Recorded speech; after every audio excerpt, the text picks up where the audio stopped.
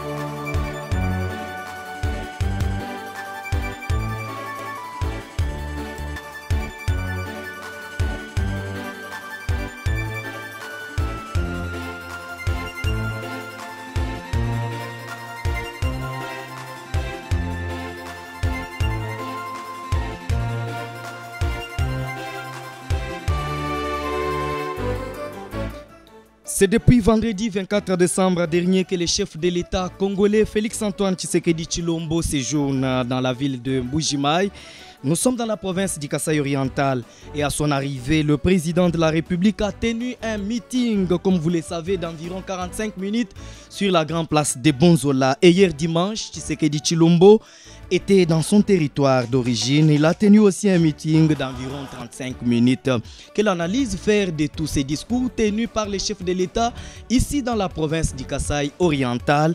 Et pour ce faire, nous recevons pour vous le député national Bruno Kabango Tshizubou, dit Kabachi, c'est comme ça qu'on l'appelle. Il est déjà avec nous.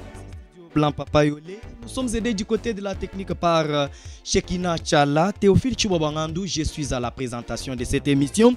084 494 26 76 084 494 26 76, c'est le numéro avec lequel vous pouvez nous écrire. Surtout, vous nous écrivez, vous nous envoyez vos textos, vous posez toutes les questions possibles sur les questions de l'heure avec notre invité qui a déjà fait son entrée dans ces studios Blanc Papa Yolé. Émission dossier, nous sommes lundi 27e jour du mois de décembre l'an 2021. C'est donc parti.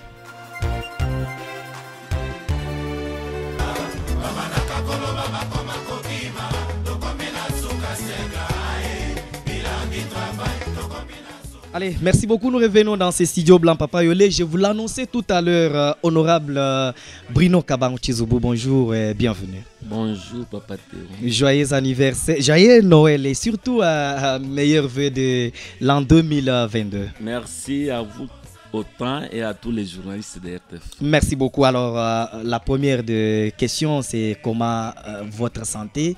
Est-ce que vous allez bien? Comment vous vous portez? ça va. Ça va un peu malgré d'autres inquiétudes qu'on ne sait pas toujours dire. Bon, ça va. D'une façon générale, ça va. Ça va. Alors, ça va, c'est ça que les députés nationaux nous disent, il va bien. Alors, vous êtes dans la province du Kasaï oriental, c'est depuis quel jour et qu'est-ce qui vous amène normalement ici? Je crois que je suis arrivé le 23. Un certain jeudi. Pas, oui, un certain jeudi, oui. Un jour avant que le président arrive, je crois, c'était pour sensibiliser la population et surtout la base de l'honorable Bruno Kabaoun Kabachi, comme vous m'avez présenté, afin d'organiser un accueil chaleureux pour notre président de la République. Mais pourquoi vous avez préféré venir un jour avant? Vous ne pouviez pas venir même un mois, une semaine. Vous avez préféré venir à quelques heures seulement de l'arrivée du chef de l'État. Oui, c'est normal parce que ce n'était pas officiel. Les députés n'étaient pas saisis officiellement de ces voyages. Nous avons été aussi informés à travers les réseaux sociaux. Bon, l'information a circulé dans les réseaux sociaux. Bon, on a senti que ça s'est confirmé. À travers certains conseillers, à travers certaines informations. C'est pour cela que nous sommes arrivés avec un grand retard. Sinon, les députés n'étaient pas saisis officiellement de ces voyages. Et étant sur place, vous avez pu saisir votre base? Oui, on a saisi la base, nous l'avons sensibilisée et vous avez vu que l'accueil était très chaleureux. C'était notre contribution. Alors, honorable député, vous êtes déjà dans votre fief. Vous êtes là où vous avez été élu, on dirait massivement, et vous revenez après combien de temps?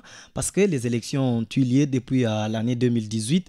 Vous êtes rentré après combien de temps où vous avez été déjà encore une fois à remercier votre base?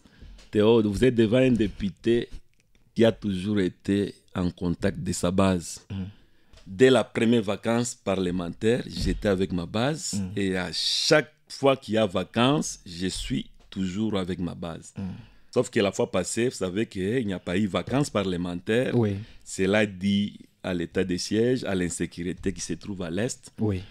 Aucun député n'a bénéficié de vacances parlementaires. Mais aujourd'hui, non seulement on accompagne le président, on était venu pour l'accueillir, nous sommes aussi venus pour les vacances parlementaires. Alors, entre parenthèses, parce que nous allons parler du discours du chef de l'État. Mais avant d'y arriver, qu'est-ce que vous avez prévu comme activité pendant ces vacances parlementaires avec votre base précisément? Oui, je vais visiter quelques écoles. Je vais visiter quelques écoles pour consoler nos enseignants de l'école primaire.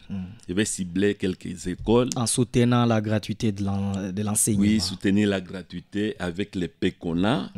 Après l'étape de l'école, je passerai par quelques antennes de mon parti. Pourquoi pas aussi nos amis et connaissances. On aura le temps de visiter. Alors, ça c'est que vous promettez à votre base. Alors, nous revenons maintenant ici avec les discours du chef de l'État. Le chef de l'État qui est arrivé ici dans sa province natale. Il est arrivé depuis vendredi dernier. Vous avez suivi tour à tour son discours du 24 décembre dernier et celui d'hier à Kabeya-Kamwanga, son territoire d'origine. Alors, comment d'abord, la première des questions, comment vous faites la comparaison entre ces deux discours avant d'y arriver? Comment vous avez accueilli ces deux discours du chef de l'État? Merci Théo. Je crois pour celui de Kabeya-Kamwanga, je ne sais pas vous mentir parce que je n'ai pas suivi les détails. J'ai suivi quelques... On va vous donner les grandes lignes d'ailleurs. Mais sinon, les premiers, j'ai suivi du début à la fin. Je crois celui de Kabeya-Kamwanga, ça devait être la suite du premier discours. Je ne pense pas qu'il est resté dans la logique du premier discours. Bon, pour ne pas vous tromper, je crois dans tout ce que le chef de l'État a dit, j'étais totalement satisfait. J'ai été totalement satisfait parce que je me disais que ici, on m'a reçu ici pour sensibiliser. Je ne sais pas si vous avez suivi mon message. Nous avions suivi avec dans les messages, mon confrère Jean-Victor Ngeleka. J'ai dit quoi? On réserve un accueil chaleureux au président de la République. Qu'on chante pour lui. On puisse faire tout ce qu'il peut faire, qu'il puisse aussi comprendre qu'il est bien accueilli par ses frères, par ses sœurs. Parce qu'il est l'enfant de la province. Mais après l'accueil, après la récite, qu'on lui rappelle son discours de campagne à Bonzola. Avec, et qui devait rappeler ces discours? Parce que les chefs de l'État n'avaient pas accordé la parole aux gens pour... Ça devait être la société civile, comme je l'avais signifié. La société civile. Mais pourquoi pas vous-même, les combattants de l'IDPS? Pourquoi pas vous-même, les députés qui représentent... Nous, parce qu'on a déjà dit. On l'avait déjà dit. Alors, on voudrait que la population, après l'accueil, puisse dire au président, lui rappeler de son message de campagne, de tout ce qu'il avait promis.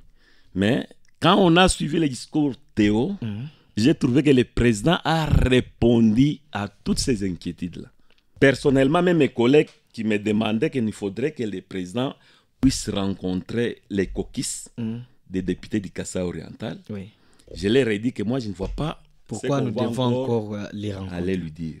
Bon, j'ai suivi un discours réaliste. Pourquoi réaliste, Théo? Le président dit que je viendrai en 2023. Pas pour la campagne. Ça, il a précisé, il était précis. Je viendrai pour vérifier si j'ai fait ce que je vous ai promis, si je vous ai satisfait, et si vous me dites que non, nous avons été satisfaits.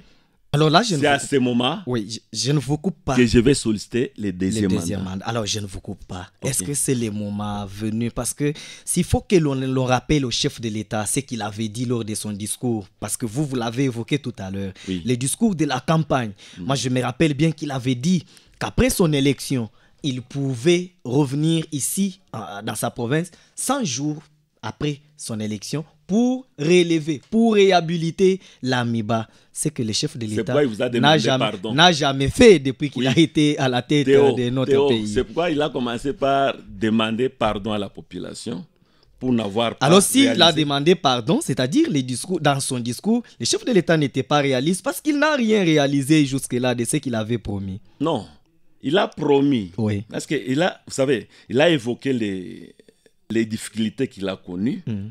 Dans la commission, que Kabachi avait dénoncé quand les autres applaudissaient. Kabachi l'a dénoncé dans ma première vacance parlementaire. Ici dans la province. Ici à la province, où j'ai dit que jamais Satan avec Jésus peuvent coaliser et dormir sur les mêmes lits. Il y en a qui n'avaient pas bien compris ma vision. Ils m'ont traité de tous les mots. Ils ont dit, mais Kabachi est en train de combattre les chefs de l'État. Moi, j'ai dit, je ne combats pas les chefs de l'État, mais je trouve que cette coalition ne va pas aboutir. Il faudrait mettre fin à cette coalition pour permettre aux chefs de l'État de bien évoluer. Mais je crois lui-même, le chef de l'État, il a dit. Il a dit que j'avais fait la coalition avec les gens qui ne pouvaient pas me faciliter. Je voudrais que Chekina, de ce côté-là, nous trouve la synthèse. Il y a un reportage qu'Emmanuel Nkalenda a pu réaliser par rapport avec les discours du chef de l'État, Emmanuel Nkalenda, notre confrère, discours du chef de l'État ici, sur la grande place de Bonzola. Et Emmanuel nous a fait une synthèse par rapport à ça. Et je vais demander à la technique de pouvoir nous chercher cela. Et dès que la technique est prête, elle va nous faire signe. Et là, vous allez avoir quand même une idée par rapport à ça. Mais moi, je voudrais que nous puissions... Alors, les reportages est là. Je demande à ce que l'on puisse nous balancer cela. C'est un discours de vérité d'une demi-heure en sa langue d'origine, le Tchoulouba, devant ses frères et sœurs venus l'écouter en myriade. Le chef de l'État dit à ses dirigés du Kasaï oriental être porteur d'un bon message qu'il ne veut pas annoncer en promesse, mais qu'il souhaite exprimer par les actes. Félix Tshisekedi indique être venu écouter sa base, lui confier que le sien est à la manœuvre.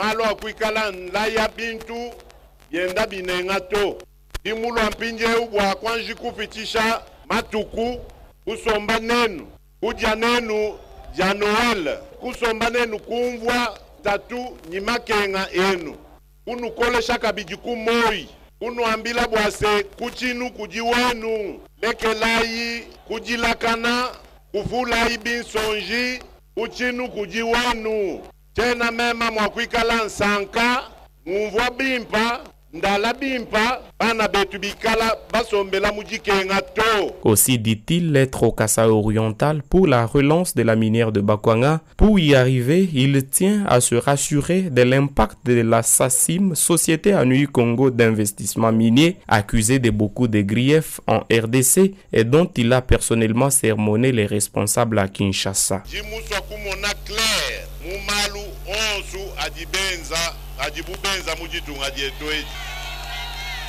Ku Kinshasa kunkavu mubetangana ibanena bakusa sim mvumu batanjisha bikol mubambilani banu dinu tababu mashianyi banu dinu kengeshabu bana betu. Le chef de l'État jure devant ses frères et sœurs qu'il ne les abandonnera point pour autant qu'il connaît leurs soucis et peines avec une seule mission: construire la RD Congo et le Kasaï oriental. Kanutambi kujitatisha to imumanyani malu makola bulelela bintu byonsu mbifwa kwetu kune kajicha kunulekela to mission yanyi ya kujula ditunga umbusha ditunga kuvubaya naji baya kujiteka. Son adresse a révélé qu'il sait que seul l'enclavement est à la base de la pauvreté et la crise qui ronge sa province d'origine. Félix Antoine Tshisekedi Tshilombo s'est engagé à y remédier via la construction des infrastructures routières, dont la route nationale numéro 1, aéroportuaire, dont l'aéroport de Bipemba, qu'il veut voir doté du statut international, et celle portuaire, dont Domba, infrastructure pour laquelle il est venu faire le suivi des travaux. Pour y arriver, les voleurs et détourneurs doivent être punis dans la vision de l'Union sacrée de la nation créée il y a peu après 2 ans et demi ternes de soubresaut FCC cash, martèle le président de la République.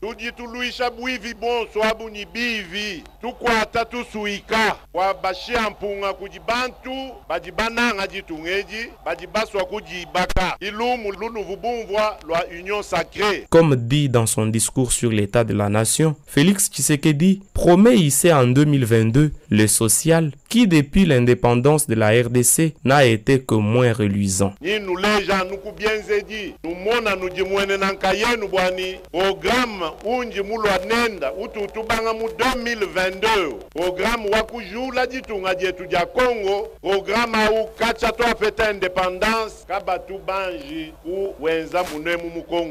C'est pourquoi il appelle les Est-Kassaïens à ne pas perdre d'espoir, lui faire confiance pour la construction du pays dès 2022, pourquoi pas le réélire président en 2023.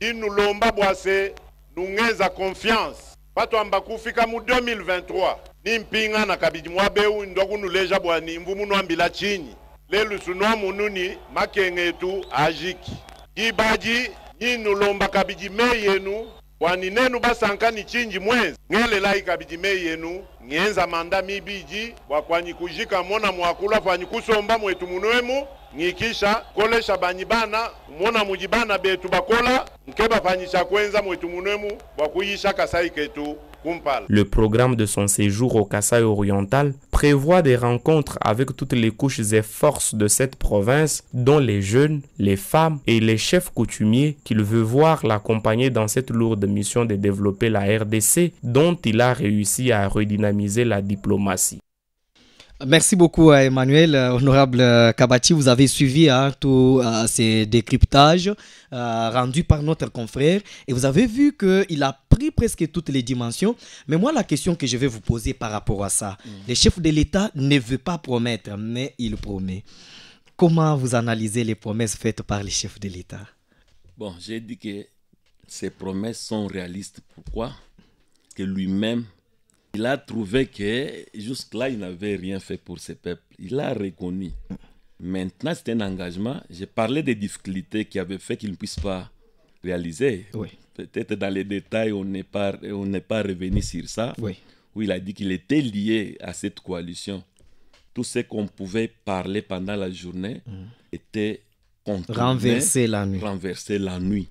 C'est pourquoi il avait trouvé qu'il faudrait mettre fin à cette coalition diabolique pour les nouveaux vents. On a appelé l'Union sacrée, où on fait la vision du chef de l'État. Et c'est ça maintenant la vision du chef de l'État quand il vous parle de 145 territoires. Un projet qui n'a jamais existé, c'est sa vision. Il a dit que chaque territoire va bénéficier de l'argent pour permettre à chaque territoire d'initier certains petits projets et répondre aux besoins de la population. Voilà. C'est parce qu'il a eu maintenant le temps de travailler selon sa pensée. Avant, il était lié à cette coalition. Ce sont ces difficultés-là qui ont fait qu'il ne puisse pas réaliser les premières promesses.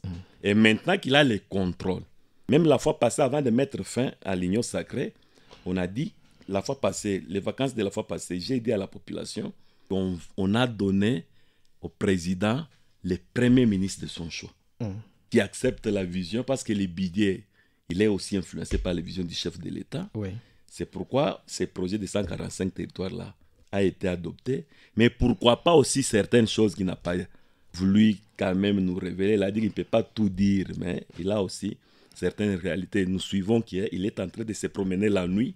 C'est pour voir la réalité sur terre de cette ville. Peut-être ceux qui ne connaissaient pas comment les routes n'existent pas sur cette ville. Je crois qu'il y a d'autres surprises. Ce qui m'a marqué encore, c'est quand il a parlé de l'enclavement. C'était notre grand souci. On a trouvé que nous sommes au centre. Nous ne sommes pas en contact avec plusieurs provinces. Aujourd'hui, un sac de ciment Théo, pour votre information, coûte 25-23 $. Alors qu'à Kinshasa, si vous avez 100 $, vous avez la possibilité d'acheter 12 sacs. Donc on peut dire la moyenne de 8 $. Oui, mais ici, vous avez au moins 4 sacs. Seulement. Comment vous pouvez construire? À travers les routes, il a dit, on peut exporter, on peut aussi importer. C'est à travers la route. Ce qu'on produit ici, on peut amener en Angola, à travers l'Angola, les autres pays. Ce qu'on peut acheter aussi, on peut acheter en Angola, amener ici. Ce qui m'a beaucoup aussi attiré, c'est que j'ai vu la détermination. Il a dit lui-même va descendre à Kalambambouji, il va aller visiter la chute Katende, il va à Ndombe. Pour les ports, ce sont des projets qui doivent permettre aussi le désenclavement. Il a promis, il va le faire et il va faire un suivi lui-même, Théo. Mais honorable, vous parlez de ces suivis. Mais depuis tout ce temps, est-ce que le chef de l'État a constaté qu'il envoyait peut-être de l'argent ou il envoyait des choses et ces choses n'étaient pas canalisées? Ou bien c'est ce que vous présumez? Non, c'est ce qu'il est en train de contrôler. Voilà. Peut-être on lui a dit qu'il faudrait un suivi. Il faudrait contrôler tout ce que vous avez initié comme projet, est-ce que ça se réalise tel que vous l'avez conçu. Il est en train de faire le suivi sur place. Il a promis d'aller chez Sassim, je ne sais pas s'il était déjà parti. Il doit aller voir les sites Ngwadi pour voir ce qu'on a fait, les insuffisances, ce qui n'a pas été fait. Il va aller à Kalambambouji, il va aller partout pour les suivis. Et ces suivis-là, c'est ce qui peut faire que ce qui comptait encore. Mais est-ce que ces suivis, c'est lui qui devait les faire normalement? Parce que vous, élu du peuple, vous qui pouvez contrôler pour les peuples, à sa place, vous étiez élu pour ça. Pourquoi vous ne l'avez pas fait? Est-ce qu'il vous est arrivé on a une initié. fois? Je vous dirais toujours, c'était toujours lié aux mêmes difficultés. Voilà. Voyez-moi, la fois passée à l'Assemblée, j'ai demandé une commission d'enquête pour les conflits qui se trouvent à Katanda. Il y a l'insécurité, il y a eu des tueries. J'ai parlé à l'Assemblée pour qu'on puisse construire une enquête pour descendre. On attend que l'Assemblée puisse se décider. Voilà. Vous avez vu, avec l'Assemblée de Mabunda, il n'y avait même pas l'interpellation. Il n'y avait même pas question orale avec débat. Vous voyez, avec l'Union sacrée, aujourd'hui, chaque mercredi, un ministre doit répondre à une question orale avec débat. Ça n'existait pas. C'est que le contrôle parlementaire a commencé avec cette session. On suppose qu'avec la session de septembre, on va encore approfondir, on passera par ces suivis. Nous sommes d'accord, nous voulons que l'Assemblée puisse nous laisser le temps de faire un suivi et faire un contrôle parlementaire. Voilà, alors je rappelle aux auditeurs de la radio-télévision Fraternité Buenamuntu que vous suivez le magazine Dossier, une émission qui passe chaque lundi sur les antennes de la radio-télévision Fraternité. Alors aujourd'hui, Dossier reçoit pour vous les députés nationaux Bruno Kabango Chizubu, dit Kabati. Il est en train de répondre à nos différentes questions. Et pour vous qui êtes à la maison, là où vous êtes, vous nous suivez, vous nous écrivez tout simplement. Vous avez les coordonnées 084 494 26 76 084 494 26 76. Toutes vos questions, vous aurez des réponses avec notre invité qui est avec nous dans ces studios blancs Papayolé. Alors, honorable député, vous, à votre niveau, vous avez été élu pour le peuple est-kassaïen. Comment vous entreprenez, comment vous cherchez à aider le chef de l'État pour réussir son mandat d'ici dans sa province d'origine? Oui, vous avez devant vous celui qui était même le deuxième suppléant de Félix Tshisekedi en 2011. Voilà. La fois passée, la dernière fois que le chef de l'État nous avait reçus, je crois que je suis l'unique député qui avait réuni le courage de dire au chef de l'État tout. Entre autres? Non, je lui ai rappelé tout d'abord son discours. Voilà. Je lui ai rappelé tout d'abord son élection de 2011. Je lui ai dit que les combattants qui t'avaient voté en 2011 m'ont demandé de vous dire que si en 2011 ils ne vous ont pas dérangé pour le travail, c'est parce que vous n'avez pas siégé. Mais maintenant, vous êtes plus que 2011, président de la République. Je lui ai rappelé les discours de la campagne. Je lui ai même parlé de Ngandanjika, qui réclamait à son ce retour qu'il puisse à la rentrer province ici. du Kasaï oriental. Je lui ai parlé de l'exode, comment la population est en train de fuir. Au moment où vous êtes président de la République. Les frères, les gens qui vous ont voté, qui vous ont élevé, parce que votre élévation a commencé en 2011. Voilà. Moi, j'ai eu le courage de lui dire que Tshisekedi Tshilombo n'était pas connu à Bunia. Tshisekedi Tshilombo n'était pas connu à Isiro. C'est à travers les votes de 2011. Voilà. Vous savez, le président n'avait pas eu le courage de postuler à Kinshasa. Il s'est dit que non, ici on risque de me ridiculiser. Voilà. Comme on dit en Chiluba, on voulait ou les là. Voilà. Il a dit non, mes frères sont là. Il est venu, il a été élu. C'est à travers cette élection, quand il est devenu député national, Voilà. c'est cela qui lui a fait qu'il puisse réunir le courage de postuler même comme candidat aux élections présidentielles. Mais ces peuples-là souffrent. Ces peuples-là déménagent. Chaque jour, ils sont dans les camions, en train de fuir. Tous les cerveaux sont en train de quitter. La Miba, je lui ai dit, les femmes des travailleurs Miba, ils m'ont dit que nous sommes obligés de nous prostituer pour nourrir nos maris. J'avais réuni ce courage. C'est pourquoi j'avais dit, nous, on avait déjà dit, il faudrait que la population. Mais est-ce que vous aviez fait ces constats, vous aviez vu qu'elles prétendaient faire ce qu'elles ont dit? Qu'est-ce que vous avez dit au chef de l'État? Les femmes de Non, travail. c'est un langage. C'est un langage qui voulait dire que nous ne sommes pas payés. Voilà. C'est que nous sommes prêts à tout faire. Voilà. À tout faire parce que on ne paye plus nos maris. C'est un langage utilisé par une dame pendant mes vacances parlementaires. Voilà. J'avais réuni le courage de lui dire. Et aujourd'hui, moi, je trouve qu'il a répondu à ces discours, à ce que j'avais demandé, à cette demande-là. Il a totalement répondu. L'enclavement, il n'y avait pas de route. Il a parlé lui-même de désenclavement. Il a parlé de la relance MIBA. Il a parlé de beaucoup de projets, comme les projets de 145 jours, comme d'autres projets pour électrifier la province. Il a parlé de SACIM pour qu'on sente la contribution de cette exploitation. Voilà. Il a tout évoqué. Pour moi, ce sont les réponses à ma demande. Voilà, alors je vais prendre un peu quelques questions qui viennent de nos auditeurs. La première vient parce que vous avez parlé de l'exode rural que le peuple est-kassaïen est en train de connaître. Mais quel est dit? Vous, en tant que député, avez voté pour limiter cet exode rural? C'est une question qui vient d'un auditeur. Non, mais l'exode sera limité par les projets que le président vient de dire. Quand il y a des routes, quand il y a l'emploi, ça va limiter, ça va créer le goût de vivre dans son environnement. Si on demande au chef de l'État de s'investir, c'est pour lui permettre de créer le goût de vivre. Quand il y a le goût de vivre, quand il y a des routes, quand il y a l'investissement, les gens vont rester dans leur environnement. Qu'est-ce qui pousse les gens de fuir? C'est la faim, c'est le manque d'emploi, manque de routes, manque d'activité. Quelqu'un se trouve, par exemple, pour construire une maison, 24, les taxes sur facturation, comme on a fermé Bracongo là. Voilà. Il y a tout ça, certaines choses qui ne sont pas contrôlées. Quelqu'un trouve, non, en tout cas, je ne sais pas manger, il n'y a quoi, je dois fuir la province. Mais s'il fait ce qu'il est en train de faire, les gens vont vivre. Et les autres vont quitter Kinshasa pour regagner la province. Voilà. Alors, par rapport à vos préoccupations que vous aviez posées au chef de l'État, quelle réponse vous avait-il réservé? Bon, à l'époque, par rapport à Ngandanjika, il avait dit que vous êtes des députés, vous pouvez plaider. Pour ça, je lui avais dit qu'il y avait déjà une pétition. Il faudrait parfois votre implication en tant que garant de bon fonctionnement pour qu'on puisse s'exécuter.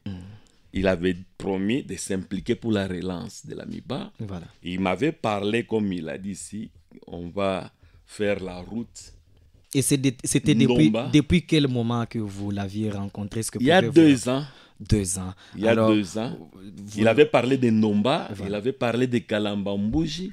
Bon, jusque-là, c'était dans les projets. Comme maintenant, il est venu lui-même, je crois, tout est fin prêt. Voilà. On va exécuter ça. Je reçois pour vous les députés nationaux Bruno Kabaon-Chizoubou. Les messages, en tout cas, beaucoup de questions viennent des auditeurs. Avant que moi je ne continue avec les miennes. Bonjour, messieurs les journalistes. Veuillez demander pour nos députés nationaux Bruno Kabaon pourquoi il ne veut pas déposer sa candidature pour être gouverneur. C'est monsieur Cédric. On ne sait pas comment vous allez nous donner des réponses par rapport à ça. Demandez à l'honorable député Kabachi, la province du Kasaï va changer quand? Trop de misère, c'est monsieur Josli à la MIBA. Alors, une autre question. Le chef de l'État a dit qu'il va rencontrer la jeunesse plutôt. Il peut nous dire la procédure pour arriver à décrocher une audience ou soit il y a déjà des groupes de jeunes préconstitués. Est-ce que vous avez des réponses par rapport à toutes ces Par rapport à la misère, préoccupations? je venais Théo de répondre. Voilà. Il faudrait que les chefs s'impliquent. Et d'ailleurs, par rapport aussi dernièrement, les Kokis avaient rencontré Sam Lukonda, le Premier ministre. J'avais pris la parole pour dire à Sam Lukonda que nous avons réussi difficilement à chasser, à faire basculer la majorité pour chasser Ilung Kamba et vous envoyez, vous, comme les choix du chef de l'État. Alors j'aurais difficile à encore expliquer à la population que même les choix du chef, il n'y a rien. Voilà. Je lui ai dit quand nous sommes rencontrés dernièrement. Voilà. Mais le chef de l'État, comme il vient de le dire lui-même, il a dit qu'on travaille pour réaliser sa vision. Je crois qu'on mettra fin à la misère. Pourquoi Kabachi n'est pas candidat? Voilà. Bon, Kabachi, j'ai trouvé que le système qui organise les élections des gouverneurs, c'est instable. Dans le parti ou bien suffrage indirect. Voilà. Ça nécessite certaines antivaleurs. J'ai trouvé que ces votes passent parfois par la corruption. Pour se faire élire, il faut motiver les députés. Pour moi, j'ai toujours considéré ça comme antivaleur. Et je préfère me faire élire comme gouverneur à travers les suffrages universels. Même les plus pauvres voteront pour vous, pour que les choix de la majorité gagnent. C'est ce qui a fait que je ne puisse pas le faire. La troisième question, c'est rencontrer les chefs, la jeunesse qui va rencontrer. Oui, c'est une préoccupation, mais le chef lui-même l'a dit. Il va rencontrer toutes les couches. Bon, je suis député national, mais qui n'est pas lié au service du chef de l'État, service du protocole. Je crois qu'ils n'ont qu'à faire contact avec les services protocole du chef de l'État. On pourra les fixer. Voilà, alors nous revenons avec, dès que ça c'était les quelques préoccupations des auditeurs. On considère le chef de l'État, beaucoup de gens le disent dans le pays, disent qu'il est devenu homme de promesses. Et les promesses là qui attendent longtemps sans être réalisées. Et comment vous expliquez ce que les gens donnent comme nom au chef de l'État par rapport aux promesses qu'il fait sans les réaliser? Bon, s'il y a eu des promesses non réalisées, mais pour les discours, je trouve ça réaliste. Parce que le chef de l'État lui-même dit que pour solliciter le deuxième mandat, il viendra pour poser la question. C'est qu'il sait que s'il ne fait pas, il ne va pas réunir le courage de solliciter le deuxième mandat. Mais la façon dont il a parlé, je sens que pour notre cas, parce que moi j'ai été délégué à l'Assemblée nationale par cette population. Et je plaide avec beaucoup d'insistance pour cette province. Alors, pour moi, c'est que le chef de l'État a dit, je suis rassuré qu'il va le faire. Hier, à Kabeya Kamouanga, parce que nous suivions ça de plus près, quand le chef de l'État a parlé, il a même accordé la parole sur place, sur les champs, à quelques personnes. Et l'une de ces personnes, on dirait même toutes les deux qui ont pris parole, demandait à ce que le chef de l'État puisse distribuer, je ne sais pas, de l'argent, Kouloubanza, comme on l'a dit. Est-ce que cela peut trancher, enlever la misère de la population par rapport à de telles demandes? Oui, l'État, Théo, n'a pas comme rôle de donner l'argent comme les gens ont demandé là. L'État crée les facilités. Les facilités. Par exemple, l'asphaltage d'une route, c'est une facilité que l'État crée. Par exemple, la construction d'une cimenterie, comme nous le souhaitons là, de Katanda, c'est une facilité. Un investissement, c'est une facilité. La relance MIBA, c'est une facilité. Les routes comme on parle là, la chute, Katende, une fois réhabilitée, ça va aider la population. Parce qu'à travers les courants, toutes les petites moyennes entreprises peuvent se retrouver. Les projets de 145 territoires là, c'est une facilité que l'État crée. Mais quant à dire qu'on va commencer à distribuer l'argent, je crois que nos frères là avaient un peu débordé. D'ailleurs, pas le chef de l'État lui-même distribuer Kouloubanza. C'est comme ça qu'ils ont préféré. Le chef de l'État donc que l'on passe chez tout le monde. Je crois à cette question, le chef de l'État avait donné aussi une réponse oui, dans le même sens que j'ai abordé. Voilà. Demandez à votre invité combien de projets de loi ces députés du Kasaï oriental ont proposé à l'Assemblée nationale. C'est M. Patrick Chimbadi Amamayem. Donc vous lui demandez lui de nous proposer. Une proposition de loi, ça ne vient pas toujours d'un député. Ça vient aussi des électeurs. Je vous donne le cas des propositions de la loi Tchani. Tchani, c'est un député. Tchani. Il n'est pas député, peut-être c'est vous qui pouvez préciser les auditeurs. C'est ce que j'ai dit, il n'est pas député. Voilà. Mais il a fait une proposition de loi endossée par un député, Singhi. Comme lui qui a posé là. S'il a une proposition d'une loi qu'il peut me proposer, je vais endosser ça comme député. Je crois toute proposition de loi, ça ne vient pas toujours de l'initiative des députés. Oui. S'il a une initiative, je l'attends. Moi, je vais endosser. Merci beaucoup. Alors, il a la réponse. Notre auditeur, bonjour Théo. C'est John Arsène Moutombo à Benechiboaboa. La première intervention, première question. Quelles sont les interventions qui ont produit leurs fruits de votre élu, donc l'élu, de cet élu depuis le début de cette législature? Vous êtes devant un député, la première personne qui avait parlé à l'Assemblée qu'il n'y a pas de l'eau sur cette province. J'ai été contredit même par un de nos députés pour dire qu'il y a de l'eau sur la ville. C'était à l'Assemblée nationale. C'était le moment où il y avait choléra à Bakwachimuna. Voilà. Je suis intervenu que tout ça, c'est manque d'eau sur la ville qui tue. J'ai été contredit par un des collègues que je ne vais pas citer les noms. J'étais le premier député à avoir remis ce courage-là pour dire qu'on a beaucoup souffert avec le régime de Mobutu. 32 ans à cause de l'IDPS. 4 ans de musée à cause de l'IDPS. 18 ans de Joseph Kabila à cause de l'IDPS. Aujourd'hui que l'IDPS dirige, il faut que le peuple kassaïen se trouve parce qu'il était victime de cette injustice à cause de l'IDPS qui dirige aujourd'hui. J'ai plaidé plusieurs fois pour la cause de l'IDPS. Je vous ai parlé de Katanda, je vous ai parlé des remats avec le ministre Tony Mwaba. J'ai parlé que nous n'avons pas des écoles chez nous, Kasaï. J'ai plaidé pour les institutions supérieures non prises en compte par l'État congolais. Plusieurs fois j'interviens, je plaide pour la cause du Kasaï. Merci beaucoup. Alors, qu'est-ce qui vous fait croire que le président ne reviendra plus s'excuser en 2023?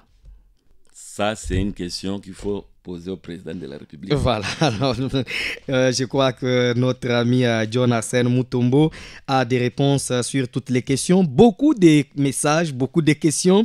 Vous allez souffrir qu'on les prenne parce qu'ils sont nos patrons. Agé Loabeya, depuis la commune de Dibindi. Bonjour, messieurs les journalistes. Dites un peu à l'honorable Kabati, les jeunes du Kasaï ne sont pas soutenus dans ce qu'ils font. Nous nous battons pour subsister, mais une liste des taxes sont devant nos cabines, nos petits shops. Pourquoi? Oui, ça, on a toujours dénoncé. Je venais de le dire pour Bralima. Aujourd'hui, une bière sur cette ville coûte 6 000 $. On est en train de plaider pour qu'on puisse alléger les taxes pour permettre à Brasimba de reprendre ses activités. C'est de la même façon pour nos cabinistes là qui viennent de parler. On doit quand même alléger parce qu'on ne doit pas, dans une ville où il n'y a pas d'emploi, commencer à tracasser les gens avec des taxes non identifiées. Il y en a qui préfèrent demander toujours l'argent, on lui donne à la main sans que ça passe par les trésors publics. Il faut décourager ça. Faut décourager ça. Christophe Congy demandait à l'honorable de prendre avec nous un rendez-vous pour une proposition de révision du code pénal pour l'adapter au développement de la société que nous sommes en train d'élaborer. Comment les croiser alors? Je suis chez moi, sur avenue Ngalola 290. Je ne loge pas à l'hôtel. Il peut m'appeler, on va prendre un rendez-vous. Merci beaucoup. Alors, concernant l'emploi, nous sommes butés à une difficulté des conditions inconfrontables du genre. Il faut avoir 5 ans d'expérience et surtout, il n'y a pas de méritocratie, mais seulement les tribalismes. Comment le président peut nous aider, nous les jeunes qui avons toutes compétences? Non, j'ai toujours condamné ça. L'expérience, c'est quoi? Vous êtes un universitaire, vous êtes formé. Quelle expérience on va vous demander? On doit engager les gens pour voir s'ils avaient maîtrisé ce qu'ils ont appris. Moi, je suis contre les gens qui demandent 10 ans d'expérience, 5 ans d'expérience. Vous demandez à un universitaire bien formé de vous donner 5 ans. Non, mais il vient de terminer l'université. Il faut l'expérimenter quand vous l'engagez, voir comment, s'il a des insuffisances. Il y a notre ami qui insiste avec cette question alors que vous avez déjà donné la réponse. Qu'est-ce que nous pouvons retenir sur les retours des Ngandajika ici au Kasaï oriental? Oui, c'est M. Georges Moulumba. Il faudrait une implication totale de toutes les institutions, l'Assemblée nationale, les présidents aussi de la République, parce que l'essentiel a été fait, la pétition a été signée. Il faudrait que les bureaux de l'Assemblée nationale puissent s'activer pour mettre ça en pratique. Alors, qui doit réveiller ça? C'est nous les députés, je l'ai déjà réveillé. Voilà. Okay. Alors, mesdames et messieurs, vous êtes en train de suivre le magazine Dossier. Nous recevons pour vous. Vous sentez que le débat est houleux avec le député national Bruno Kabaonchi-Zoubou qui est en train de répondre à des différentes préoccupations posées par nous et par vous-même, les auditeurs de la radio-télévision Fraternité Buenamontu. Honorable député, est-ce que vous avez aussi les promesses à faire à la population est-kassaïenne? Et si oui, quelles sont ces promesses? Même pendant la campagne, il faudrait que notre gouvernement crée des facilités. Bon, un député ne donne pas le travail. Un député plaide pour la cause de la population, comme je venais de le dire. C'est au gouvernement d'initier certains projets avec possibilité de trouver la solution aux différentes demandes. Nous demandons seulement au gouvernement de créer des facilités pour la population pour que les gens se retrouvent. Alors, un autre auditeur, un fervent auditeur de la radio, Jean-Pierre Kalalantambo, lui dit: cher Théo, bonjour et d'avance, bonne et heureuse année 2022 ensemble avec tous vos auditeurs. Merci beaucoup et nous vous les réciproquons aussi. À l'entendre parler, le président Félix est toujours plus proche de la population. Mais quel malheur avons-nous d'avoir les élus provinciaux et nationaux qui ne se mettent pas à la place de leur base et surtout qui ne se soucient pas du peuple comme notre président. À l'honorable de nous répondre. J'ai déjà répondu à ça. À moins qu'ils vous disent comment un député doit se mettre à la disposition de sa base. C'est plaider pour sa cause. Je ne sais pas. Est-ce que vous pouvez... Oui. parce que, à moins que lui nous détermine ce qu'un député va faire. Nous avons dit qu'un député plaide pour la cause de sa population. C'est ce que nous faisons. alors, À moins que lui précise les domaines. je voudrais revenir à la question de la promesse. Parce que je ne sais pas, avant d'être élu, vous aviez quand même des choses que, comme on les appelle, les projets de loi, c'est que vous aviez, les projets que vous aviez par rapport à votre mandat à la législature nationale. Vous avez été élu, vous aviez ce que vous aviez prévu pour pouvoir parler au nom de la population. Oui. Alors, est-ce que c'est déjà réalisé? Que comptez-vous faire? Ce n'est pas réalisé. Ce n'est pas réalisé. C'est pour cela que le président a dit ça. Comme les responsables numéro 1 de l'exécutif. Voilà. Et c'est par rapport à ces réalisations non faites, non tenues. Il a promis maintenant de le faire. Nous, on a plaidé, c'est pour dire qu'on ne vous donnera absolument rien. Il faut que l'État crée l'emploi pour la population.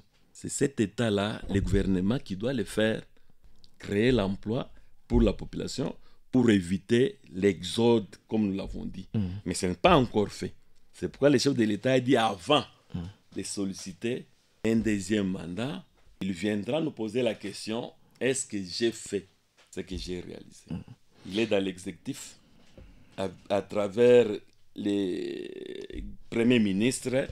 Je crois, d'ici 2023, comme il l'a promis, nous espérons que beaucoup de choses vont se réaliser.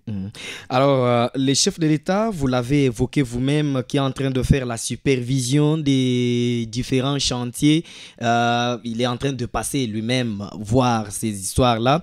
Vous, en tant que député national, vous avez déjà pris une fois des précautions ou des dispositions pour arriver d'abord à l'assassin, parce que le chef de l'État l'a dit tout haut, pour dire il a parlé avec les responsables de l'assassin et qu'il a tonné sur eux et il va s'y rassurer lui-même. Il a même évoqué pour dire qu'on m'apprend qu'il y a du courant en permanence du côté Miabi.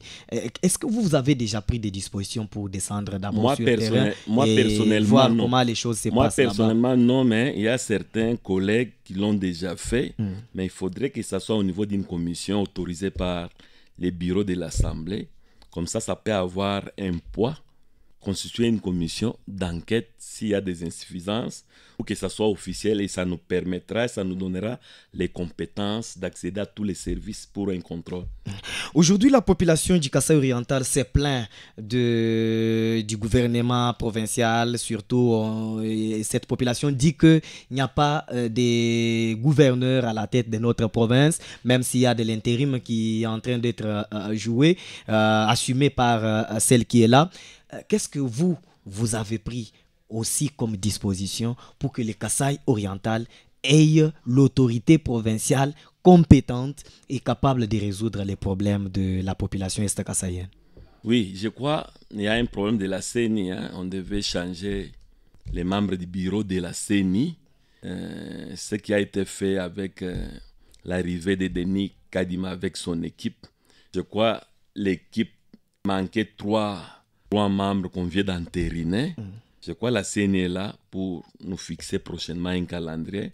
Et à travers le calendrier, la population va se choisir un gouverneur. Moi, j'avais souhaité que ce soit un gouverneur du Kasaï, qui connaît le Kasaï, qui vit ici. Pas un parvenu qui vient ici pour s'enrichir. Il faudrait que la population puisse choisir quelqu'un. On a beaucoup de messages, mais le temps aussi nous fait défaut. Un dernier message, honorable député, pour terminer cette émission, ce magazine. Je voudrais que vous puissiez donner un message clé à votre population, à votre base, à la population est-kassaïenne qui est en train de nous suivre en ce moment. Même s'il y a d'autres messages qui sont en train de tomber dans notre téléphone. À la population de garder l'espoir, comme le chef de l'État l'a dit. Et moi, j'ai vu que son implication actuelle produira des fruits.